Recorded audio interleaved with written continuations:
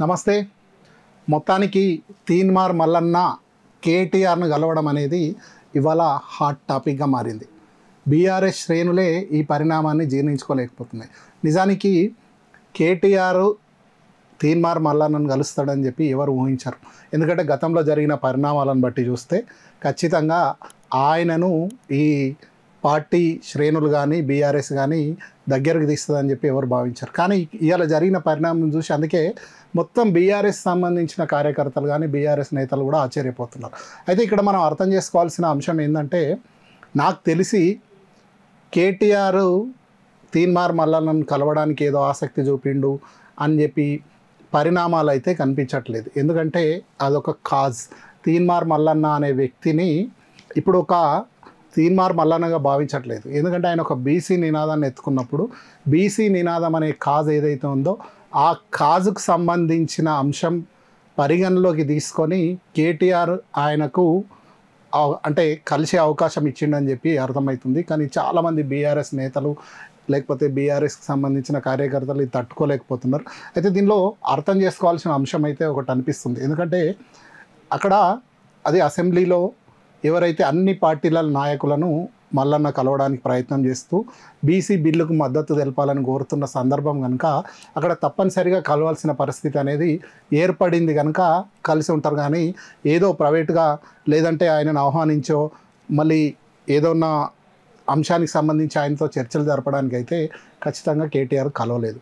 So ఇంకొకటి ఏం జరిగిందంటే సడన్గా అక్కడ అది ఏదైతే ఆఫీస్ ఉంటుందో టీఆర్ఎస్ ఎల్పీకి సంబంధించిన ఆఫీస్ ఏదైతే ఉంటుందో దాంట్లోకి ఆయన వచ్చేసి మాకు ఈ బిల్లుకు మద్దతు ఇవ్వండి అంటే ఖచ్చితంగా అది ఆయన పట్టుకున్న కాజ్ అలాంటిది కనుక ఖచ్చితంగా మద్దతు ఇవ్వాల్సిన పరిస్థితి ఏర్పడుతుంది.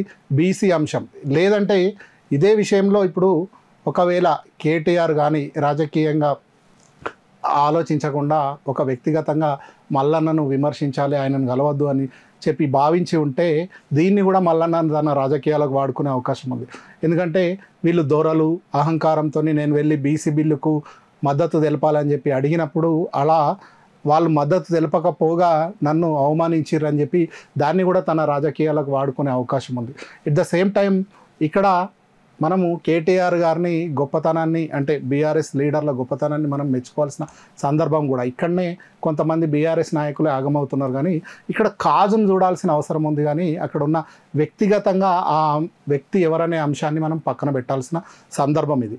నిజంగానే తీన్మార్ మల్లన్నను పార్టీలోకి ఆహ్వానించడం కానీ పార్టీలోకి తీసుకోవడం కానీ జరిగితే మాత్రం ఖచ్చితంగా బీఆర్ఎస్ నాయకులు కానీ బీఆర్ఎస్ సోషల్ మీడియా కానీ బీఆర్ఎస్ కార్యకర్తలు కానీ ఒక ఏదైతే బాధపడుతున్నారో దానిలో అర్థం ఉంటుంది. కానీ ఇలాంటి సందర్భంలో కలిసే అంశాన్ని నిజంగా రాజకీయంగా ఏదో జరిగిపోయిందని చూడాల్సిన అవసరం కానీ ఇంకా వ్యక్తిగతంగా బీఆర్ఎస్ మల్లన్నకి ఏదో చేస్తుందని చెప్పి కానీ భావించాల్సిన అవసరం అయితే ఉన్నదని అనిపించట్లేదు. ఎందుకంటే ఆయన బీసీ బిల్లు కావాలని కార్నర్ చేసే ప్రయత్నాలు కూడా చేస్తారు. ఎందుకంటే ఇదే బీసీ బిల్లుకు సంబంధించి ఇప్పుడు ఎంఐఎంను కానీ బీజేపీని కానీ కాంగ్రెస్ను కానీ మిగతా అన్ని రాజకీయ పార్టీలను ఆయన కలవడం జరిగింది. అంటే ఇక్కడ ఆయన వ్యూహమే ఎట్లా ఉందంటే ఏ పార్టీ మనల్ని కాదంటదో ఏ పార్టీ కలవడానికి మనల్ని నిరాకరిస్తుందో అలాంటి పార్టీని బీసీ ద్రోహిగా ముద్రించే ప్రయత్నం చేద్దామన్న రాజకీయ వ్యూహం కూడా మల్లన్నకు ఉండి ఉంటుంది. కనుక ఇక్కడ ఒక రాజకీయ పార్టీగా ఆలోచించాలి తప్ప వ్యక్తిగత అంశాలను వ్యక్తిగతంగా తన మీద ఉన్న కక్షనో కోపాన్నో ఇక్కడ ప్రదర్శించాల్సిన అవసరం లేదు. కనుక బీఆర్ఎస్ నాయకులు కూడా బీఆర్ఎస్కి సంబంధించిన ఎవరైతే కార్యకర్తలు ఉన్నారో ఈ పరిణామాన్ని కొంత విమర్శలు చేస్తున్న సందర్భం మనకు కనబడుతుంది. అయితే చాలామంది అనుకుంటుంది ఏంటంటే మల్లన్న మళ్ళీ బీఆర్ఎస్లో చేరుతాడా, ఇప్పటికీ అన్ని పార్టీలు మారి మారి ఆయన బీఆర్ఎస్లోకి వస్తాడా అని చెప్పి అంటే నాకు తెలిసి అయితే బీఆర్ఎస్లోకి మల్లన్నకు ఎంట్రీ ఉంటుందని చెప్పి నేనైతే భావించాను. ఎందుకంటే గతంలో ఆయన కేసీఆర్ను కానీ కేటీఆర్ను కానీ కేసీఆర్ కుటుంబ సభ్యులను కానీ విమర్శించిన విమర్శలకు ఆ విమర్శలు కూడా మర్చిపోయి ఆయనను ఈ పార్టీలోకి ఆహ్వానిస్తారని నేనైతే అనుకోవట్లేదు. ఖచ్చితంగా ఇక్కడ కాజును చూడాల్సిన అవసరం ఉంది. ఏదైతే బీసీ బిల్లు ఉందో ఆ బిల్లుకు సంబంధించి అంటే ఇక్కడ కేటీఆర్ వ్యక్తిగత అంశాలను పక్కన పెట్టి కూడా ఆయన తీసుకొచ్చిన ఏదైతే కారణం ఉందో కాజ్ ఉందో దానికి మద్దతు తెలిపే విషయంలో తన కోపం ఉన్నప్పటికీ ఆయన మీద కొంత ఆయన మాట్లాడిన మాటలు ఇబ్బంది కనిపించినప్పటికీ అవన్నిటిని పక్కన పెట్టి అక్కడ ఏదైతే మద్దతు ఇవ్వమని కోరిండో, అంటే తెలంగాణలో మనం చెప్పుకుంటాం శత్రువు వచ్చినా కూడా మనం ఆహ్వానించాలి మన ఇంటికి వచ్చినప్పుడు అన్నట్టుగానే ఖచ్చితంగా తీన్మార్ మల్లన్న వ్యూహం ప్రకారమే ముందస్తుగా అపాయింట్మెంట్ అయితే ఉన్నట్టుగా మనకు తెలియదు. సడన్గా తీసుకొని డోర్లు తీసుకొని టీఆర్ఎస్ ఎల్పీ కార్యాలయం ఏదైతే ఉందో అందులోకి వచ్చి బీసీ బిల్లుకు మద్దతు తెలపాలన్న సందర్భంగానే కేటీఆర్ కలిసినట్టు తెలుస్తుంది. కానీ ఏ విధంగా ఆయనకు ముందస్తుగా అపాయింట్మెంట్ ఇచ్చి ఆయనతో రాజకీయాలు చేయాలని చెప్పి బీఆర్ఎస్ భావిస్తున్నట్లయితే మనకి ఏ విధంగా ఆ సందర్భాన్ని బట్టి మనకైతే తెలుస్తలేదు. కానీ నిజంగానే ఫ్యూచర్లో ఒకవేళ మల్లన్న బీఆర్ఎస్లోకి రావాలనుకొని దాన్ని బీఆర్ఎస్ ఆహ్వానించి ఆయనను బీఆర్ఎస్లోకి ఆహ్వానిస్తే మాత్రం ఖచ్చితంగా బీఆర్ఎస్లో ఉన్న కార్యకర్తలు కానీ బీఆర్ఎస్కి సంబంధించిన నేతలు కానీ ఆ పార్టీలో వ్యతిరేకించడం అయితే జరుగుతుంది.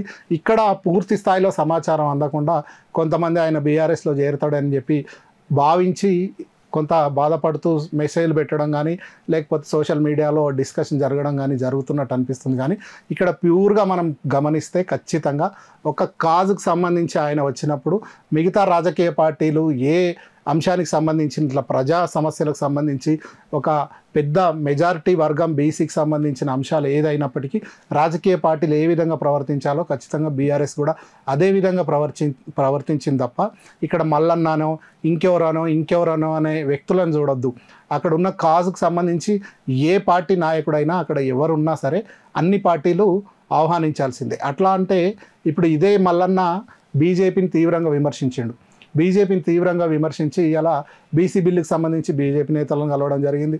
కాంగ్రెస్కి సంబంధించి ఆయనను సస్పెండ్ చేసినా సరే కాంగ్రెస్ నాయకులను కూడా కలుస్తున్న సందర్భం మనం చూస్తున్నాం. కనుక దీన్ని ఖచ్చితంగా బీఆర్ఎస్ కేటీఆర్ మల్లన్న ఏదో కలిసిపోతున్నారు, లేకపోతే ఆయన ఈ పార్టీలకు చేరుతుండు, లేకపోతే ఇంకేదో జరిగిపోతుందన్న ఆరోపణలు ఏవైతే వార్తలు వస్తున్నాయో అవి నమ్మాల్సిన అవసరం లేదన్నది అయితే స్పష్టంగా కనబడుతుంది.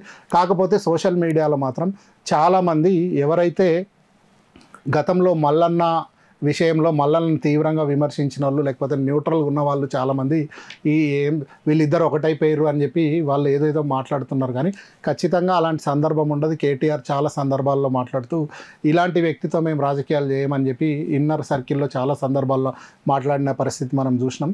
కనుక ఈ అంశం ఈ బీసీకి సంబంధించిన బీసీ రిజర్వేషన్లకు సంబంధించిన అంశం వరకే ఇది ఉంటుందని చెప్పి అయితే మనం భావించవచ్చు.